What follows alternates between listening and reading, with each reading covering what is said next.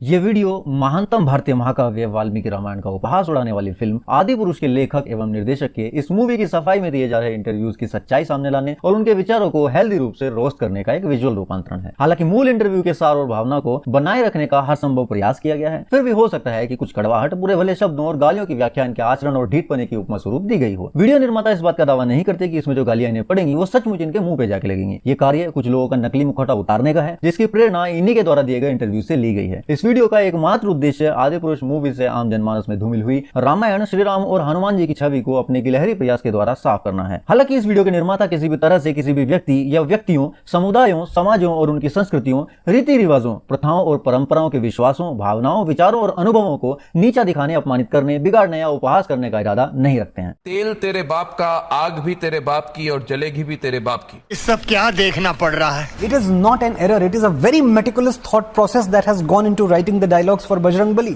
अपने जिस अपराध के लिए तुम्हें प्रायश्चित करना चाहिए था, उस पर तुम्हें गर्व हो रहा है। निर्लज्जता अगर कहीं पे बैठी हो ना और सामने से मनोज मुंतशिर चले हुए जा रहे हो, तो वो भी उठ के खड़ी हो जाएगी कि आइए प्रभु विराजिए।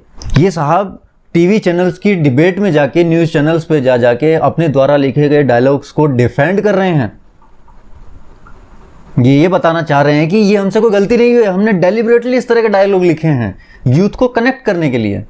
ठीक है, और तुम लोगों को क्या लग रहा है कि न्यूज चैनल पे जो इंटरव्यूज अरेंज कराए जा रहे हैं, इनका सोल पर्पस क्या है? क्या जनता के सवालों के जवाब देना आधी घंटा? इनका सिर्फ और सिर्फ एक पर्पस है, इस मूवी की और ज्यादा मार्केटिंग करना। That's all. मनोज मुंतशिर साहब, अगर आपने अपनी माताश्री का दुग्ध पान किया है ना, सचमुच में अगर किया है, तो मेरे YouTube चैनल पे आके या अपने YouTube चैनल पे आके या किसी भी न्यूज चैनल पे आके या कहीं भी किसी भी पब्लिक प्लेटफॉर्म पे आके मेरे साथ face to face, one on one debate कर लेना आदि पुरुष के ऊपर। आपके सारे दावे धरे के धरे रह जाएंगे। ये जो आप डिफेंड करते घूम रहे हो ना, दो सवाल आपको न्यूज वाले ऐसे पकड़ाते हैं और आप उनको ऐसे जलेबी की तरह घुमा देते हो, ऐसे घुमा देते हो। जनता को इतना मूर्ख समझ लिया क्या यार? इतनी मूर्ख नहीं है जनता। मनोज मुंतशिर का वो जो पूरा इंटरव्यू है जो उन्होंने न्यूज चैनल को दिया है, जिसमें वो डिफेंड कर रहे हैं, उस पूरे इंटरव्यू की पोल खोलूंगा इस वीडियो में। एक एक दावे को खोखला साबित करूंगा मनोज मुंतशिर के, एक एक झूठ को पकड़ के दिखाऊंगा तुम लोगों के सामने। बस शर्त यह है कि तुम्हें इस वीडियो को शेयर करना होगा जल्दी से जल्दी, क्योंकि ये वीडियो कब उड़ा दी जाए नेट पे से मुझे खुद नहीं पता, क्योंकि मैं इस वीडियो में उस इंटरव्यू की क्लिप्स यूज करने वाला हूं और ये पकड़ के डिलीट करेंगे उसको, है ना। मतलब कर सकते हैं, मैं ये भी नहीं बोल रहा हूं करेंगे, लेकिन जिस तरह से इनकी PR टीम काम कर रही है तो हो सकता है उड़ा दें। ध्यान रखना, अगर आपने इस इंटरव्यू को देखा होगा यूट्यूब के ऊपर, तो मनोज मुंतशिर साहब के चेहरे पे जो अहंकार की चमक है वो साफ दिखाई दे जाएगी। चलिए सुनते हैं मनोज मुंतशिर साहब क्या कह रहे हैं। साहब तो मैं क्यों ही बोल रहा हूँ, इस इंसान को इज्जत देने का मन नहीं कर रहा है भाई। फिल्म का नाम क्या है? जैसा कि आपने अभी कहा श्वेता जी, फिल्म का नाम है आदि पुरुष। जब हम आदि पुरुष बना रहे हैं तो पहली बात तो दो तीन चीजें मैं एकदम स्पष्ट कर दूं, मैंने पहले भी कही है और अभी स्पष्ट कर देता हूं। हमने रामायण नहीं बनाई है, हम रामायण से प्रेरित हैं हमेशा। हमारा अगर आप डिस्क्लेमर भी देखेंगे तो हम यही कहते रहे कि भाई हमारे लिए तो बड़ा आसान था कि मार्केटिंग की स्ट्रेटजी के हिसाब से भी हम फिल्म का नाम रामायण रख देते, लेकिन हमें तो शुरू से ये पता था कि हम रामायण से बहुत हेवीली प्रेरित हैं, बहुत हेवीली इंस्पायर्ड हैं, लेकिन हम रामायण नहीं बना रहे हैं और हम संपूर्ण रामायण भी नहीं बना रहे हैं। हमने रामायण के युद्ध कांड का एक छोटा सा अंश, एक छोटा सा हिस्सा लिया है जो फिल्म में हमने दिखाया है। मतलब ये महाशय कह रहे हैं कि ये रामायण नहीं बना रहे हैं, इन्होंने आदि पुरुष बनाई है जो कि रामायण से हेवीली इंस्पायर्ड है, लेकिन वो रामायण नहीं है। सिर्फ रामायण के युद्ध कांड पे बेस्ड एक ऐसी मूवी है जिसको ये रामायण नहीं मान रहे हैं, हेवीली इंस्पायर्ड मान रहे हैं। तो भाई पूरी मूवी में क्यों गाना बज रहा है बैकग्राउंड में? जय श्री राम। स्टार्टिंग में गाना बजता है राम सिया राम। हनुमान जी जब लंका फूकने जा रहे हैं, उनकी बैकग्राउंड में म्यूजिक बज रहा है जय हनुमान। तो जय श्री राम क्यों बोला बैकग्राउंड म्यूजिक में? जय श्री राघव ही बोलते। और वो भी छोड़िए, आप मार्केटिंग की बात कर रहे हो। मार्केटिंग तो आपने पूरी श्री राम के नाम पे की है ना भाई। बहुत कूल होने की कोशिश कर रहा हूं। मार्केटिंग तो आपने श्री राम के नाम पे ही की है ना पूरी। आप आते ही सबसे पहले चिल्लाते थे स्टेज पे जय श्री राम, जय जय श्री राम। क्यों भाई? मार्केटिंग तो आपने जय श्री राम, जय जय श्री राम के नाम पे की है ना। तो आप कैसे डिफरेंशिएट कैसे कह सकते हो कि ये आदि पुरुष है, रामायण नहीं है? इतना बेवकूफ है क्या पब्लिक? आप मार्केटिंग की बात कर रहे हो। आपने ट्रेलर को कैसे मार्केट किया था? इसके ट्रेलर में हनुमान जी के मुंह से आपने कहलवाया ये कहानी है मेरे प्रभु श्री राम की, जो मानव से भगवान बन गए, जिनका नाम था राघव। है ये कहानी है मेरे प्रभु श्री राम की। वहां पर राम का नाम नहीं था, वहां तो हनुमान जी खुद बोल रहे हैं। इवन ट्रेलर में आपने कुछ सीन्स ऐड कराए थे, स्पेशली जो पत्थर समुद्र में फेंके गए थे उन पे लिखा था जय श्री राम। ट्रेलर में वो शॉट मौजूद है, आपने फिल्म से निकाल दिया क्योंकि आपने डिस्क्लेमर दे दिया था कि ये आदि पुरुष है, रामायण नहीं है। मतलब जहां पे आपको लिबर्टी लेनी होती है वहां पे आप अपने आप को बचाने की कोशिश करते हो कि हम आदि पुरुष बना रहे हैं, रामायण नहीं बना रहे हैं, लेकिन आपको राम के नाम का इस्तेमाल भरपूर करना है मार्केटिंग में। एक बात बाबा तुलसीदास कहा करते थे, और पता नहीं क्यों हम बाबा तुलसीदास को जितना कोट करते हैं उतना ही भूलते जाते हैं। वो कहते थे कि नाना भांति राम अवतारा, रामायण शतकोटि अपारा। यानी राम के अवतार के अनेकों अनेक पहलू हैं और सैकड़ों तरीके से राम कथा सुनाई जा सकती है। श्री राम के अनेक पहलू हैं और सैकड़ों तरीके से राम कथा कही जा सकती है, लेकिन क्या उसमें राम का जो चरित्र चित्रण है वो बदल जाएगा?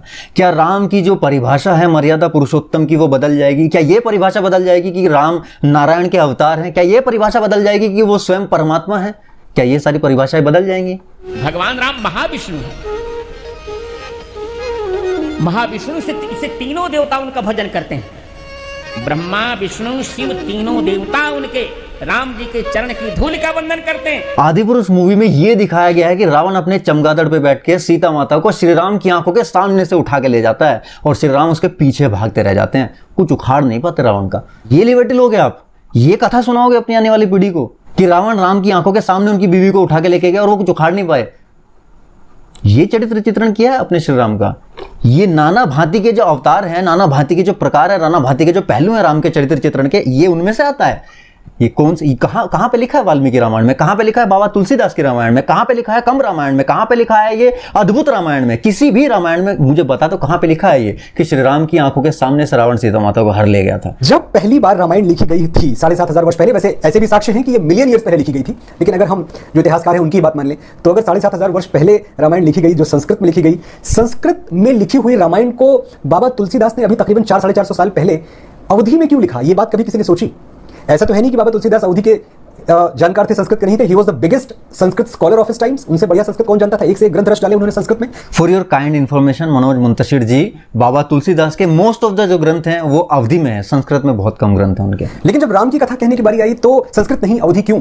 क्या इसलिए कि वो संस्कृत से उनको कोई समस्या थी? उनका जो मिशन था और जो हर राम कथा सुनाने वाले का मिशन होता है वो होता है पेनिट्रेशन, वो होता है रीच, वो होता है समसामयिक भाषा में बात करना, जो आज की भाषा है, जो आज की यूथ के साथ कनेक्ट करे। ठीक है, सबसे पहले बात करते हैं कि बाबा तुलसीदास ने रामायण को संस्कृत की बजाय अवधि में क्यों लिखा। ठीक है, मैं इनकी बात मानता हूं, रीच, क्योंकि वो मुगलों का काल था, उस वक्त की जो जनता थी, जो नॉर्मल बोलचाल की जो भाषा थी वो उस टाइम वहाँ पे अवधि थी, इतना संस्कृत में बोलचाल नहीं होती थी नॉर्मल लाइफ में, तो राम कथा को जन जन तक पहुँचाने के लिए बाबा तुलसीदास ने अवधि का प्रयोग किया। ठीक है, मैं मानता हूँ इस बात को। ठीक है, उस टाइम के यूथ की जो भाषा थी वो ऐसी ही नॉर्मल थी, अवधि वगैरह, हम सब इस चीज़ को स्वीकार कर रहे हैं, कोई प्रॉब्लम नहीं है। लेकिन आगे ये जो यूथ वाली जो बात बोल रहे हैं वो उसने मेरा दिमाग खराब कर रखा है भाई। सुनिए क्या कहते हैं। ये अवधि में लिखना बाबा तुलसीदास का ये बहुत बड़ा हमारे लिए एक प्रमाण था कि रामायण का जो पहला मिशन है, पहला मकसद है, वो लोगों तक पहुंचाना है, दूर तक पहुंचाना है। आज की तारीख में क्या हम भ्राताश्री वाली भाषा प्रयोग कर सकते हैं? और अगर हम करेंगे ना तो मैं सच बता रहा हूं श्वेता जी, ये रामायण के साथ ही अन्याय होगा। लोग देखेंगे नहीं, लोग देखेंगे नहीं।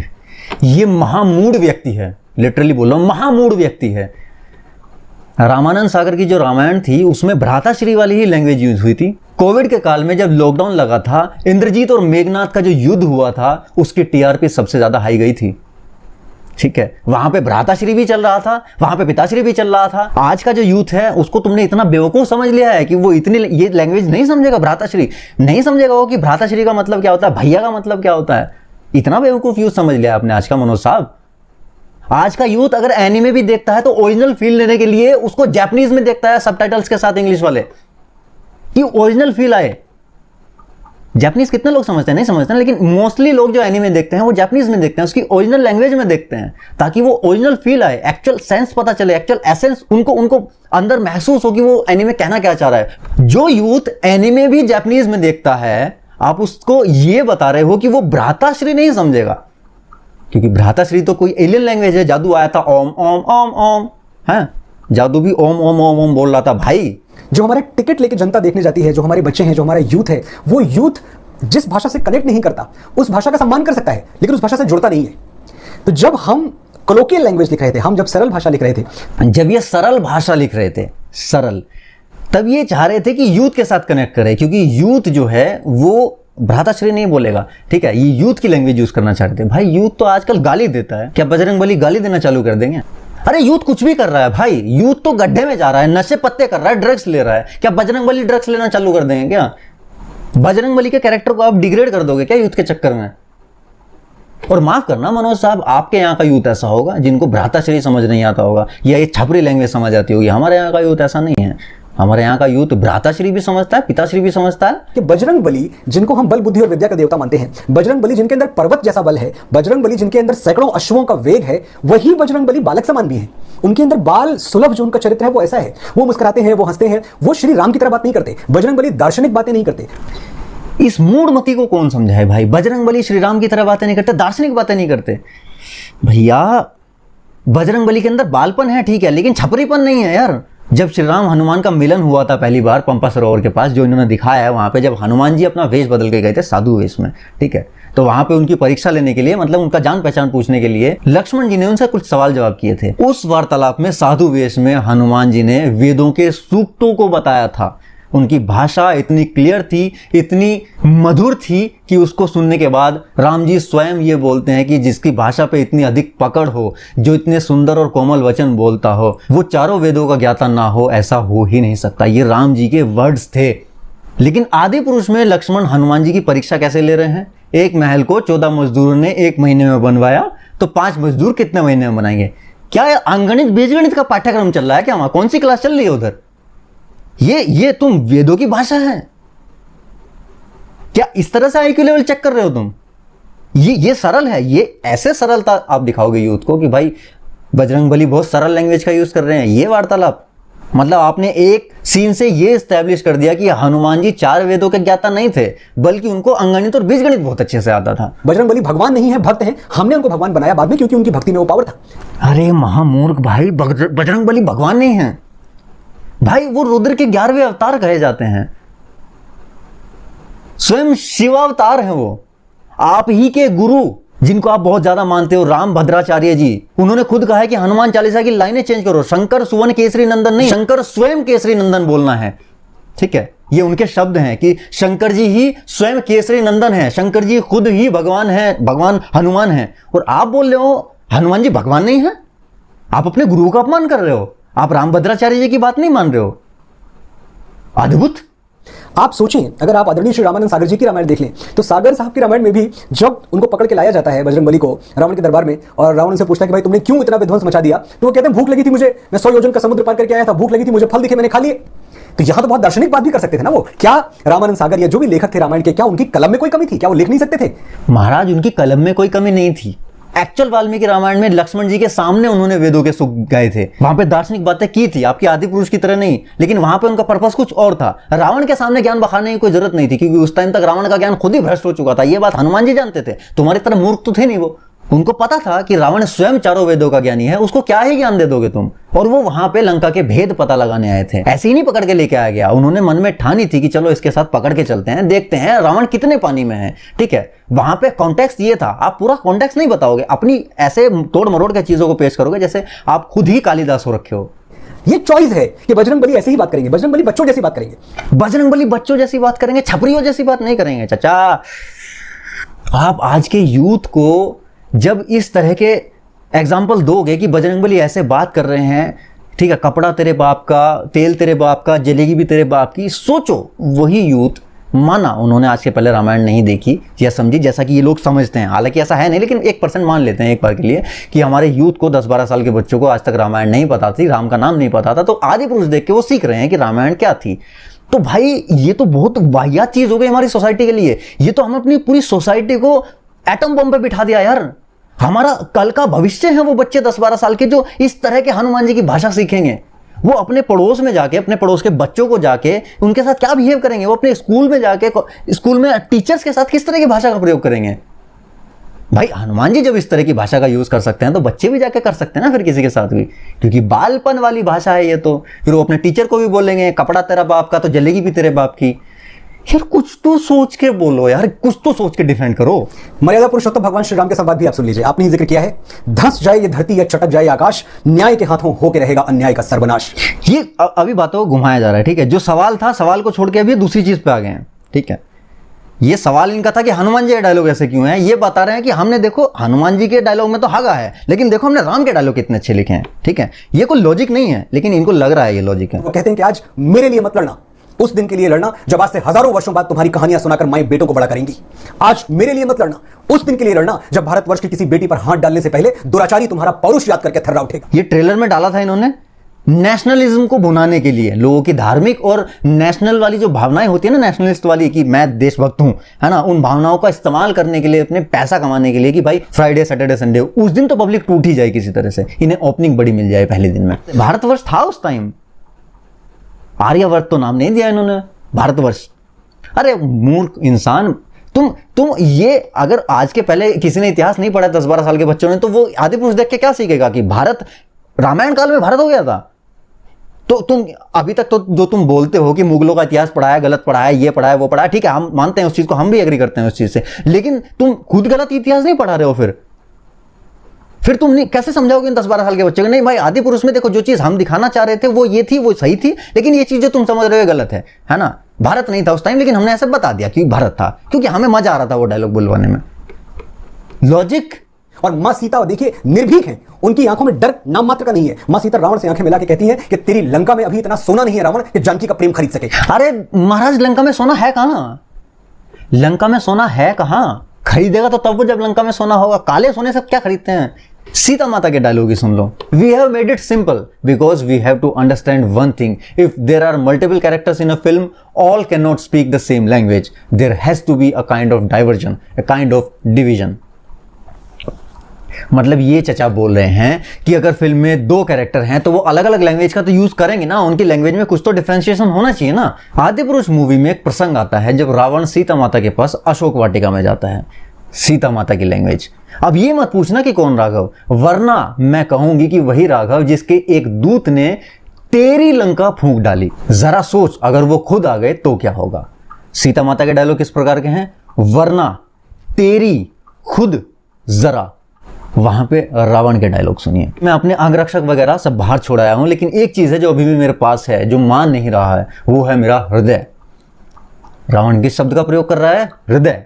वो सांपों से बॉडी मसाज लेने वाला सीन याद है? रावण विभीषण के बारे में कह रहा है कि उसके शरीर के अंदर जितना भी रक्त प्रवाहित हो रहा है, उसकी एक एक बूंद निचोड़ लूंगा मेरे कुल की, मेरे कुल के रक्त की। अगर ऐसा नहीं किया तो मैं भी विश्ववा का पुत्र नहीं।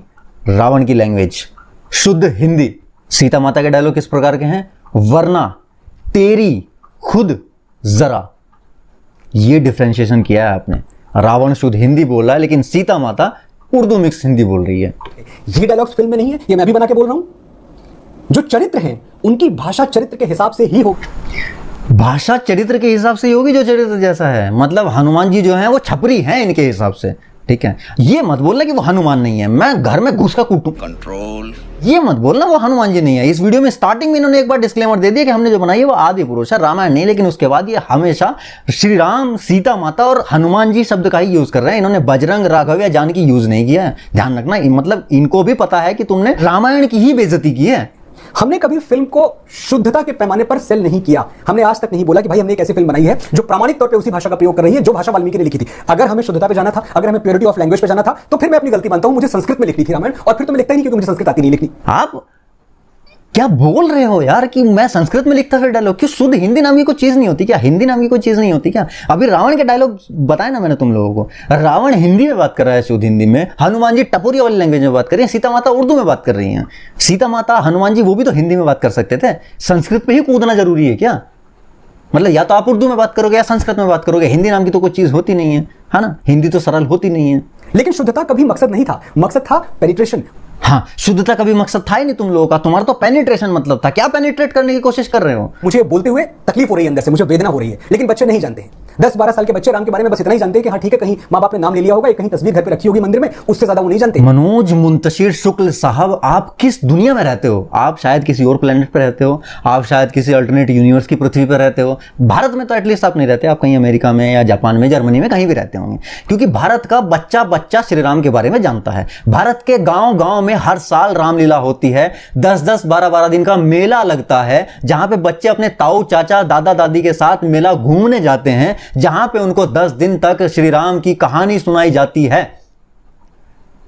आप कैसे कह रहे हो कि बच्चे राम, हमारे यहां के बच्चे नहीं जानते राम के बारे में? अगली जनरेशन को कुछ पता नहीं है। मैं 12 साल के एक बच्चे का बाप हूं। मेरे घर में लिखने का पढ़ने का माहौल है। ये सब कुछ होने के बाद जब अपने बच्चे से पूछता हूं मैं कि what do you know about lord Rama, he has got very elementary knowledge, ऊपर ऊपर से पता है, सरफेस से पता है।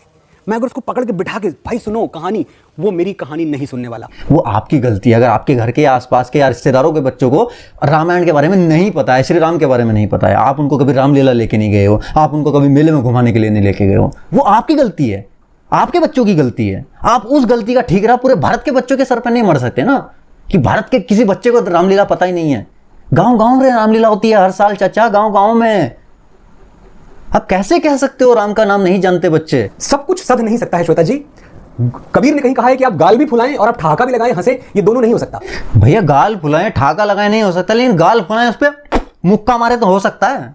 तो मैं ये मानता हूं कि जब हमने ये टारगेट किया कि हमारी फिल्म यूथ तक स्पेशली पहुंचनी चाहिए, वही यूथ आपको सबसे ज्यादा गाली दे रहा है, आपको इस बात का अंदाजा नहीं है। आप अपनी लेटेस्ट वीडियो के कमेंट सेक्शन में जाओ जहां पे अपने रावण के बारे में बात की हुई है, उसके कमेंट सेक्शन में सबसे ज्यादा यूथ ही आपको गरिया रहा है, लतिया रहा है। अगर आप फंस गए किस दिन, वो यूथ आपको पेल देगा, लात घूसों से नहीं पेलेगा लेकिन सामने से जरूर पेल देगा बातों में आपको। उसी यूथ ने रामानंद सागर की रामायण को लॉकडाउन पीरियड में हिट कराया है, गेम ऑफ थ्रोन्स का रिकॉर्ड तोड़ा है टीआरपी में, उसी यूथ ने।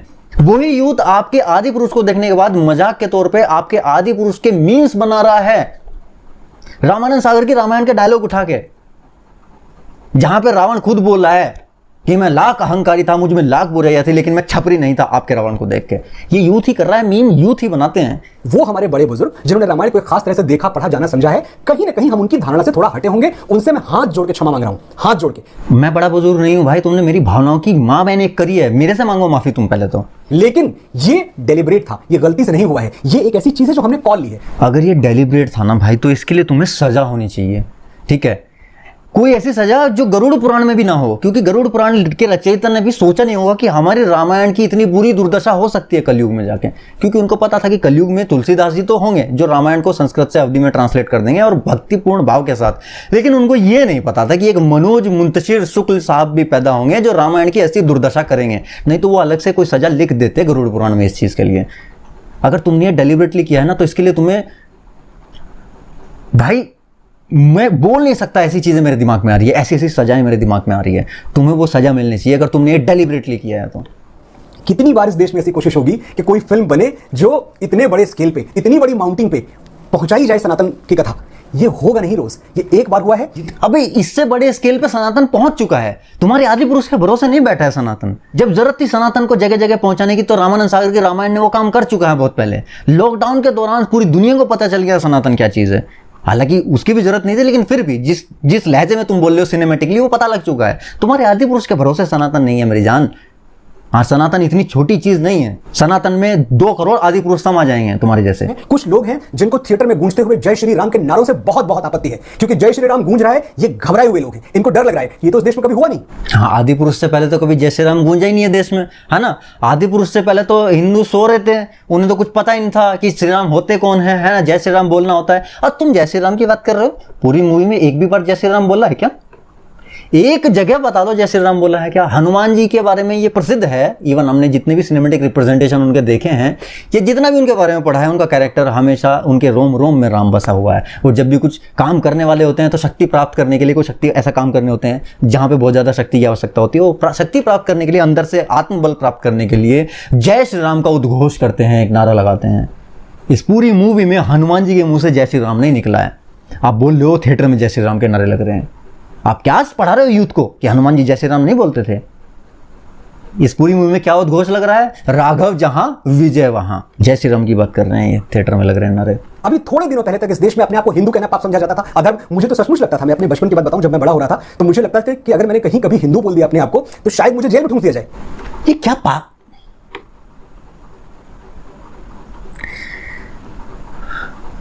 मैं जनता के बीच में देख रहा हूं, वो इन्हीं डायलॉग्स पे जिनका आपने जिक्र किया, इस पे वो हंस रहे हैं, इस पे वो तालियां बजा रहे हैं, इस पे वो खुश हो रहे हैं। मेरे थिएटर में मैं यार भाई ऐसे इससे मजाक बना रहे थे लोग मूवी देखते हुए, मेरी आत्मा रो रही थी अंदर से। हम रामायण के ऊपर मूवी देख रहे हैं और लोग बैठ के मजाक बना रहे हैं वहीं बैठ के। ये सीट इन्होंने तो खाली छोड़ी थी ना हनुमान जी के लिए। अगर वहां पे हनुमान जी बैठे होते तो संजीवनी पर्वत उठा के पूरा द्रोणागिरी इनके मुंह पे मार देते फेंक के, और उसमें संजीवनी बूटी होती, क्योंकि ये फिर से जिंदा होते और वो फिर से पर्वत मारते फेंक के। लंका लगा देना आज के अगर आप प्रारूप, जब ये बात हुई थी मैं सिर्फ ये कहना चाह रहा था कि शायद मैं अपने विट में, अपने ह्यूमर में मैं ये कहने की कोशिश कर रहा था कि शायद इस मुहावरे का जन्म वहां से हुआ हो, संभवतः। अगर ये आपका विट, आपका ह्यूमर है तो भाई सच में यार आपका ह्यूमर बहुत गंदा है। प्लीज़ कोई कॉमेडी फिल्म मत लिखना, प्लीज़ इतनी दया कर देना, ठीक है? क्योंकि आपने हमारी हिस्ट्री का तो मजाक बना दिया, लेकिन मजाक का मजाक आप नहीं कर पाओगे। लंका लगा देना जिस परिप्रेक्ष्य में आज आप देख रहे हैं, बजरंगबली ने उस परिप्रेक्ष्य में थोड़ी कहा होगा। किस परिप्रेक्ष्य में बोला होगा, किस कॉन्टेक्स्ट में बोला होगा? लंका लगाने का मतलब क्या होता है भाई? ऐसी तैसी कर देना, उसके बैंड बजा देना। आज की लैंग्वेज में अगर बोला जाए भाई, ये इनके दिमाग में वो चीज़ नहीं आ रही थी, बोल देता कि हनुमान जी आज की लैंग्वेज में बोल रहे हैं कि भाई हम बैंड बजा के आ गए, हम आपकी बैंड बजाने आ रहे हैं रावण साहब। लंका लगा देना असभ्यता नहीं है, लंका लगा देना थोड़ा सा राउडी है, ये मैं मानता हूं। इसमें थोड़ा सा एटीट्यूड है, इसमें थोड़ा सा विट है, इसमें थोड़ा सा, अगर मैं और ज्यादा क्रूड होकर बोलूं तो हो सकता है थोड़ी सी धमक हो, थोड़ी सी गुंडागर्दी हो, लेकिन असभ्यता नहीं है।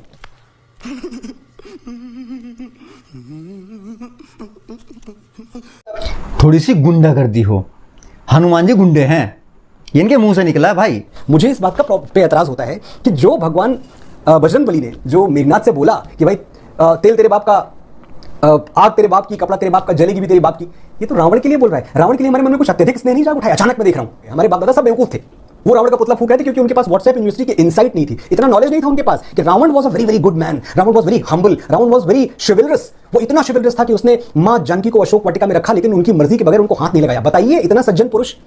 ये बातें फैलाई जा रही हैं रावण के बारे में। अब मैं किसको जाके बताऊं, कितने इंटरव्यूज करूं मैं, कितने वीडियोस बनाऊं ये बताने के लिए कि Ravan was a serial molester. महाराज, रावण के लिए कोई स्नेह नहीं जागा है, लेकिन आप रावण की जबरदस्ती मार रहे हो। समस्या ये है, मतलब आप रावण के लिए, यार आपसे राम के बारे में, हनुमान के बारे में सवाल किए जाते हैं, आप रावण पे चढ़ जाते हो सारा तेल पानी लेके। यार भाई, रावण की बात कहां हुई है? हम बात कर रहे हैं हनुमान जी की लैंग्वेज की, रावण पे क्यों जा रहे हो यार तुम? अब कैसे बैलेंस करने की कोशिश कर रहे हो यार?